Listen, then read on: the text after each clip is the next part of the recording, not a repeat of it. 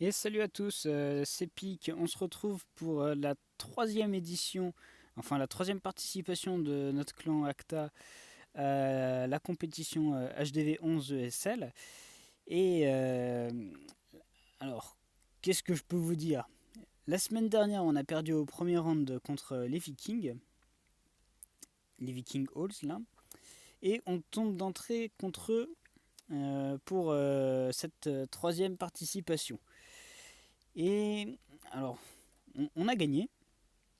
On a fait 4 attaques sur les 5 et on a fait 4 strikes.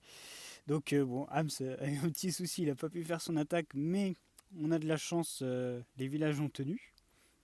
Donc je ne vais pas montrer la base du 4 adverse comme on l'a pas du tout attaqué. Qu'est-ce qu'il faut retenir de cette guerre-là? Les Vikings ont des très bons villages, mais leurs villages sont tous à peu près sensibles à la même compo, et donc on a spam. Voilà. En fait, leurs villages ont vraiment beaucoup de compartiments ouverts et les TDE l'aigle dans les compartiments centraux.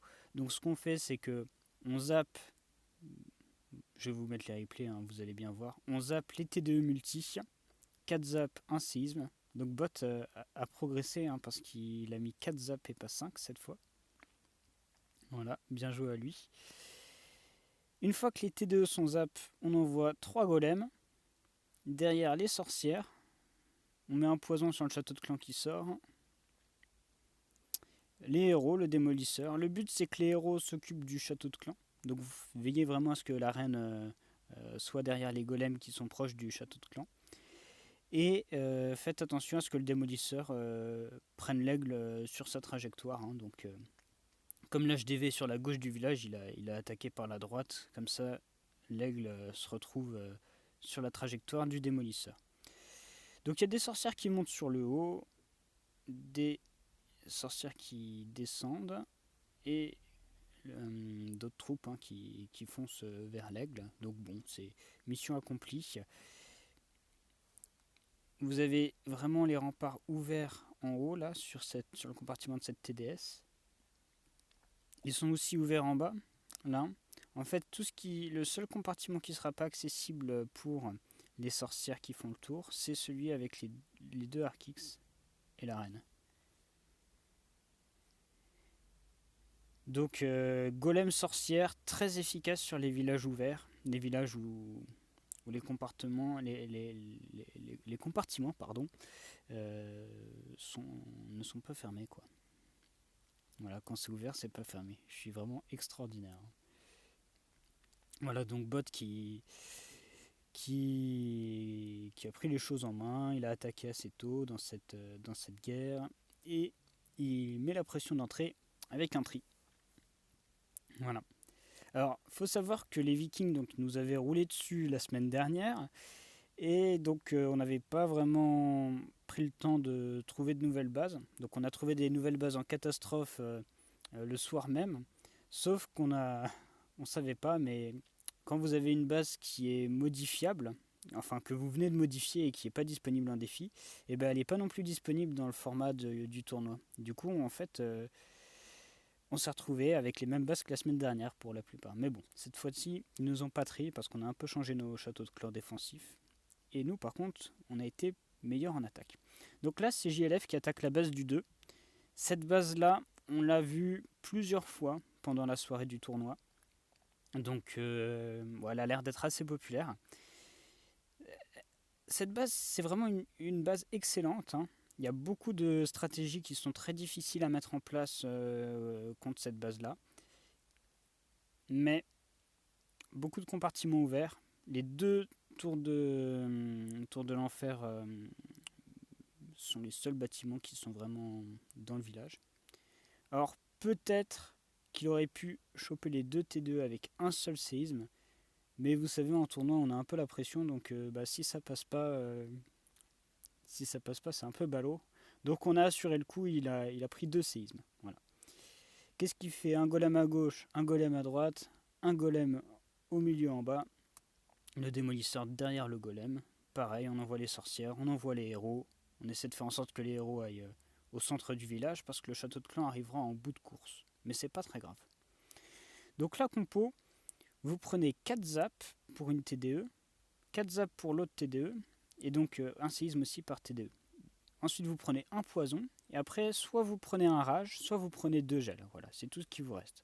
Vous faites une attaque avec un seul rage ou seulement avec 2 gels. Donc attention, utilisez les sorts avec parcimonie parce que vous en avez pas beaucoup une fois que vous avez zappé. Donc pour JLF, l'attaque se passe bien. La plupart des troupes sont parties au centre. Si le but c'est pas de tout faire partir au centre parce qu'on voit que là où est le roi il n'y a aucun bâtiment. On a zappé les TDE. Si vos troupes tournent, c'est vraiment pas très grave. Donc voilà, cette compo est très forte à partir du moment où les compartiments sont ouverts. Voilà. Pourquoi les gens ont des bases avec des compartiments ouverts? C'est un peu la méta TH13 qui se répercute sur les autres HDV. Les gens essayent d'imiter. C'est pas mal, mais bon.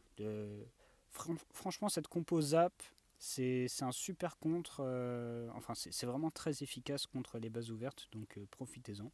Il y a le Moloss qui est sorti en fin d'attaque, mais il tape le PK, et le PK poursuit son chemin. Il ne peut pas attaquer les troupes aériennes, lui.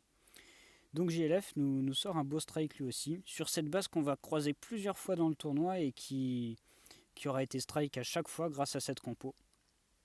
Très simple à mettre en place, plutôt fiable et efficace. Qu'est-ce qu'on voit donc? À nouveau une base avec des compartiments ouverts. Je vous laisse regarder toutes les défenses sur lesquelles j'appuie. Tout ça c'est accessible. Regardez, il y a un trou là au niveau de cette TDS. Il y a un trou au niveau de cette TDS là dans les remparts. Même chose ici pour la TDA. Pareil là, on a un trou. Donc le village c'est un gruyère. Alors c'est fait exprès. C'est une façon de défendre contre plein d'attaques. Mais bon, franchement cette composition est terrible. Donc même chose. On zappe les TDE. Là Nico il a décidé de prendre un rage et pas de gel. Bon, ça dépend des bases. Je pense que c'est plus simple de jouer avec un rage qu'avec deux gels. Le château de clan sort. On met le poison. Je vais remettre en x1 parce que ça va un peu trop vite. Un golem en bas, un golem en haut. Alors, petit changement. Nico, il n'a pas pris un démolisseur, il a pris une caserne. En fait, le but, c'est que ses troupes avancent sur les côtés gauche et droit du village. Et quand la caserne va éclater, les cochons ils vont arriver en ligne droite sur l'aigle. Ça, c'est le but. Bon, là, on voit qu'il reste quelques défenses en fin de compte ici. Mais ça passe. Voilà. Vous pouvez jouer caserne, vous pouvez jouer démolisseur, peu importe. L'idée, c'est que la caserne ou le démolisseur permettent de récupérer l'aigle. Donc si vous jouez caserne, mettez-la derrière votre golem. Faut pas qu'elle se fasse taper par les défenses qui sont en bordure. L'avantage de la caserne, c'est que vous gagnez le PK qui sort de la caserne de base. Vous, vous gagnez les sorciers aussi, et puis comme ça, vous avez toujours vos troupes de château de clan. Donc là, l'aigle va tomber vraiment en tout dernier. On peut se dire que c'est pas très joli, mais l'attaque est tellement large. En fait, il y a vraiment que l'aigle qui est susceptible de faire des dégâts. Parce que tout le reste des défenses, ça tape les golems. Donc les troupes restent en vie sur toute l'attaque. Voilà. Donc même si il finit sur l'aigle, c'est une attaque qui est assez large. Le but était que les cochons de la caserne arrivent sur l'aigle si tous les côtés avaient été bien déminés. Mais bon, c'est... Voilà. Caserne ou démolisseur, je pense que les deux auraient fait l'affaire. C'était plus simple d'utiliser caserne parce que le démolisseur, vous voyez, Nico, il voulait vraiment attaquer de ce côté-là. Le démolisseur, il aurait fait une ligne vers l'HDV en passant comme ça. Ça aurait été pas terrible pour choper l'aigle. Voilà. Donc si vous n'avez pas une bonne direction sur l'HDV avec le démolisseur, la caserne c'est une bonne solution. Vous pouvez vous dire ça comme ça. Je monte pas la base du 4 comme on l'a pas attaqué. Et donc c'est parti pour la dernière attaque de cette guerre. Donc moi j'ai dû booster les troupes parce que je suis pas encore max en attaque. J'ai pas le séisme max, ni les sorcières, ni les golems. Donc même chose, hein. Regardez. C'est des villages vraiment qui... Ils sont très différents, mais ils ont ce point commun d'avoir les TDE multi dans les compartiments centraux. Mais regardez, là, ce compartiment avec les héros et les Arc-X, il y a des trous. C'est voulu, hein. Ça nous empêche de faire d'autres compos, c'est ça qu'il faut se dire. Tout ce compartiment, tour à bombe, TDA, Arc-X, c'est ouvert. On voit bien ici. C'est ouvert là aussi. Même chose de l'autre côté. Donc il n'y a que les TDE et l'aigle qui sont au centre. Et on peut se dire, ben, ouais, tu foudres les TDE, mais tu détruis rien avec tes foudres à part les TDE. Mais bah ouais, c'est vrai, mais c'est pas grave. Ça, c'est pas grave, c'est vraiment très large. Donc là, il y a le château de clan sur un côté. Alors, je fais vraiment attention à ce que ma reine parte bien à droite pour qu'elle s'occupe des troupes du château de clan. J'envoie le démolisseur pour qu'il s'occupe de l'aigle, comme d'habitude. Et on a un compartiment sur la gauche avec... alors, il y a le château de clan qui sort. Je vais envoyer le poison. J'avais les yeux à plusieurs endroits, hein, donc je ne l'ai pas envoyé de suite. J'envoie le poison. Je disais à gauche, on a un compartiment avec les 2 héros adverses. Donc j'ai bien gardé mon roi pour servir de tank pour mes sorcières. Et j'ai ragé à ce niveau-là parce que voilà, c'est le compartiment où il y a 4 Arc-X, les 2 héros adverses. Donc il fallait booster les troupes à ce niveau-là. J'ai quelques troupes qui sortent du démolisseur qui vont s'occuper de l'aigle. Voilà. Mon roi mes sorcières en bas avance. J'utilise la capa du gardien parce que c'était le moment où j'allais prendre des dégâts.